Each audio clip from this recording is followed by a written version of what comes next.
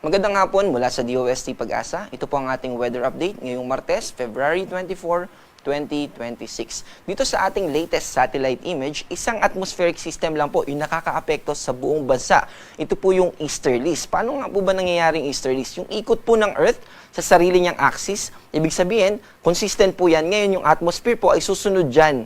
At yung pagsunod po ng atmosphere na yun, yun yung consistent na hangin na nanggagaling sa east na nakakaapekto po sa ating bansa sa kasalukuyan. Mainit po yan at paminsan-minsan ay may dala rin po ito na moisture na kung saan yung moisture na yan ay nakakaapekto dito sa Eastern Visayas, dito sa Dinagat Islands, Surigao del Norte at ganun din dito sa southern portion ng Palawan. Ibig sabihin nun ay magiging maulap at mataas yung tsansa ng mga pag-ulan natin doon sa mga binanggit natin na lugar. Dito naman sa Metro Manila at sa natitirang bahagi ng ating bansa ay mas mababa na yung tsansa ng mga pag-ulan. Pero, posible pa rin naman yung tinatawag natin na localized thunderstorm. At kasabay po nito, ay may nire-release yung ating mga Pag-asa Regional Offices ng mga thunderstorm advisory. Yung mga naka-highlight po na probinsya, ito po yung mga lugar o mga probinsya na kung saan merong mga lugar sa probinsya na yan na posibleng makaranas ng mga thunderstorm o yung mga panandaliang pag-ulan for a specific area lamang. Para malaman po natin yung specific na mga munisipyo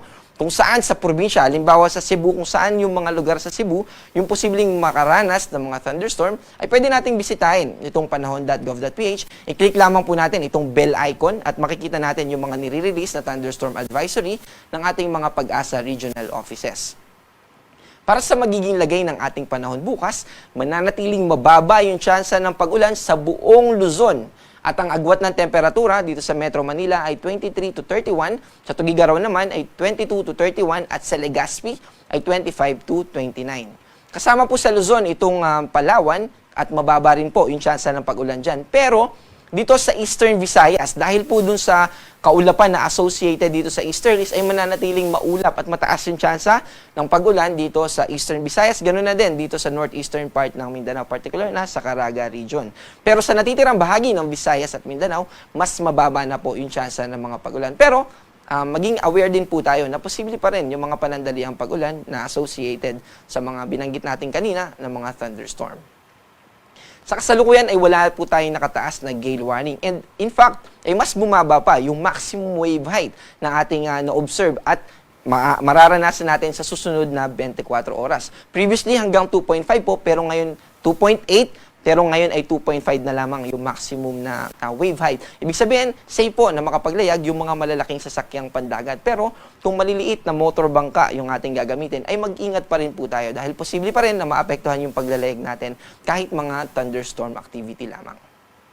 Para sa magiging lagay ng ating panahon bukas, sa susunod na 3 araw, simula Thursday hanggang weekend, specifically hanggang Saturday. Sa buong Luzon, mananatiling mababa yung tsansa ng mga pag-ulan. Pero, yung easterlies ay hanggang sa Friday lamang po ito makakaapekto. Muling manunumbalik yung impluensya ng hanging amihan by Saturday. Ito po ay according sa ating forecast, pero that doesn't mean na totally magiging mababa na yung temperature natin. So, sudden drop lang po at hindi pa natin ganun na mararamdaman, unlike yung mababang temperatura, unlike nung kasagsagan po nung hanging amihan kung saan talagang naramdaman natin yung malamig na temperatura.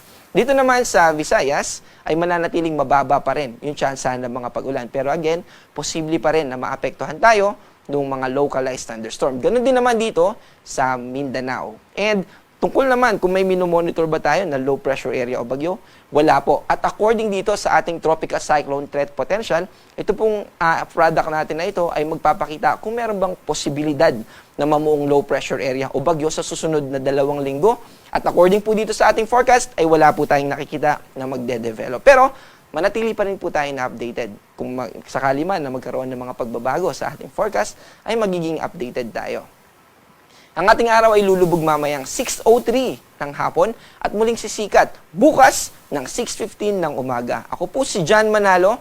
Ang panahon ay nagbabago, kaya maging handa at alerto.